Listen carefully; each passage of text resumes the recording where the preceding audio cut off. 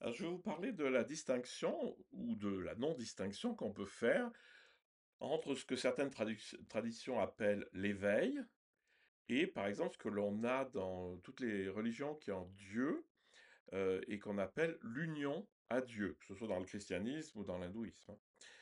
Est-ce qu'il y a une différence? Est-ce que c'est des choses différentes? Alors, je vais vous raconter une petite anecdote qui m'avait beaucoup choqué. Un de mes profs de théologie au monastère avait dit oui, mais attention, hein, la compassion bouddhiste, c'est pas la charité chrétienne. Et là, quand même, je me suis dit, attends, l'amour, c'est pas l'amour. Il y a des amours de première classe, des amours de seconde classe. Non, il n'y a qu'une manière d'aimer qui est le don. C'est-à-dire, j'aime, je veux du bien, point. Donc l'éveil, c'est quoi? L'éveil, c'est prendre conscience de la réalité, c'est-à-dire être pleinement plongé dans le réel avec une conscience ouverte, c'est-à-dire, je vous l'ai déjà expliqué 100 fois, vous partez de l'attention qui est limitée et instable, et puis finalement, petit à petit, vous allez l'élargir et votre attention va devenir immuable, il va plus bouger, elle va être aux dimensions de la conscience. Et lorsque euh, vous laissez les objets de la conscience se décanter, il reste que la grande conscience présente à elle-même, hein. Donc ça, c'est l'éveil. L'union à Dieu, selon Eckhart, c'est descendre dans le fond silencieux et remarquer que dans ce fond silencieux, je suis de nature divine. C'est-à-dire, mon fond est le fond de Dieu et le fond de Dieu est mon fond. Et chez Eckhart, la nature divine, elle est présentée comme une pure conscience d'elle-même, hein. Dieu, la divinité, est pure conscience d'elle-même. Dieu, c'est une conscience qui se connaît. Et lorsque vous enlevez les créatures, c'est-à-dire les représentations des choses, à cette immense conscience qui m'habite, vous vous rendez compte que je deviens pure conscience aussi.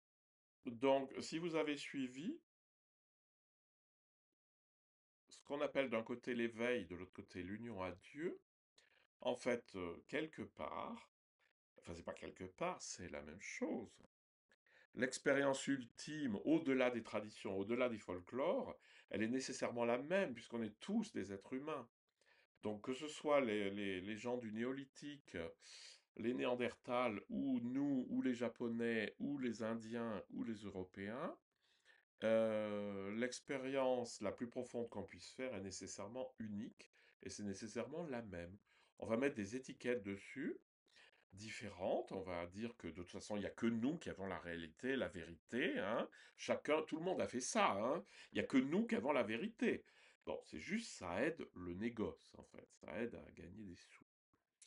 Ce que je veux juste vous dire, c'est que ne vous laissez pas avoir par une distinction entre l'éveil et l'union à Dieu.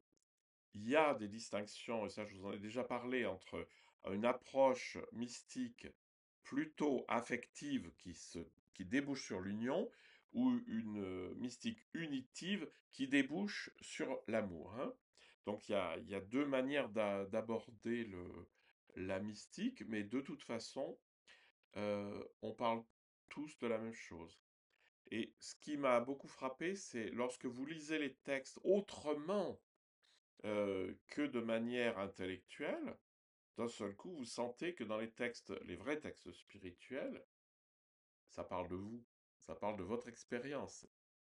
Et en fait, le type là, il a écrit quelque chose qui a déjà en moi. Et ça, dans des traditions complètement différentes. Je vous donne juste un exemple. Début du Yoga Sutra, lorsque les agitations mentales cessent, la conscience apparaît telle qu'elle est en elle-même. Lorsque les agitations mentales cessent, la conscience apparaît. Et chez Eckhart, lorsque je suis dépouillé de mes pensées et de moi-même, mon fond est le fond de Dieu, et Dieu est pure conscience. Voilà. Donc, ce que je veux juste vous faire sentir, c'est arrêtons de diviser, parce que c'est la division qui nous sépare de l'union. hein. C'est-à-dire que pour accéder à l'expérience, il faut tout englober avec les bras grands ouverts et puis accueillir et voir tout ce qui résonne en nous. Merci.